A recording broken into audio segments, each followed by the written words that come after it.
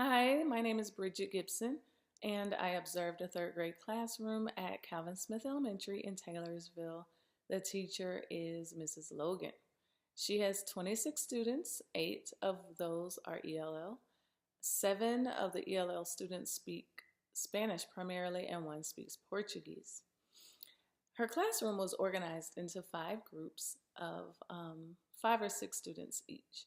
There was a small group table in the left front corner that she used for reading or sometimes math small group exercises. The class library was in the back right corner. Whiteboards were located in the front and back of the classroom with a smart board on the front whiteboard. The ELL students in this class were primarily levels 2 and 3, and she dispersed them pretty evenly amongst the groups because she does a lot of turn and talk type activities where the students discuss what they're learning and they correct one another in their groups.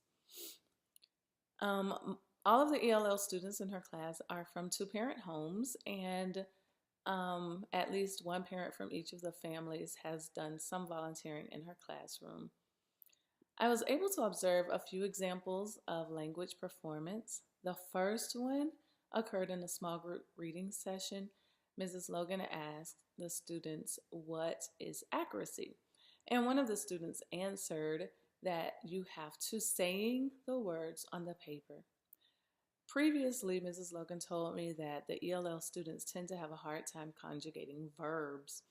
In this case, the student added the suffix ing to the word say, even though it wasn't really necessary. The student was trying to convey the thought that when reading, you should always say the words that you see on the paper, and so she used the present participle of the word say incorrectly. The second example happened when the teacher was reviewing when you should add the suffix s to verbs.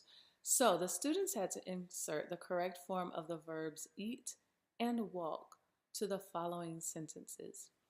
I blank a banana for breakfast. She blank a banana for breakfast. I blank to school, and he blank to school. The correct forms would be I eat a banana for breakfast. She eats a banana for breakfast. I walk to school. He walks to school. Every ELL student in the class did not add an S to the end of the verb when the subject was he or she. One of the students gave this reason. He said that the word eat and walk were not plural. So in this case, he was trying to use the rule for nouns for verbs.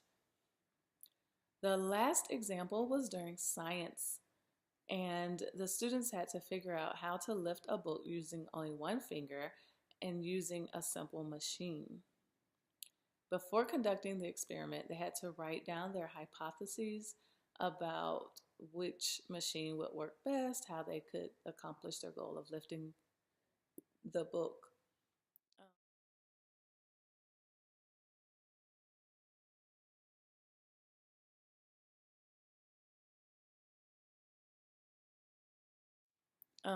So one of the students wrote down his response, but he had a lot of spelling mistakes. The teacher pointed out to me that many of her native Spanish speakers have a hard time using double consonants. So for instance, on the word pulley, he wrote P-U-L-E-Y instead of P-U-L-L-E-Y. And she said that in Spanish, the double L has a different sound. It's not the L sound, but it's more like a Y sound. And so the students are hesitant to use it because of that reason. So the first 2 examples showed me that it may be important to spend a lot of time on basic parts of speech because they both involved conjugation of verbs.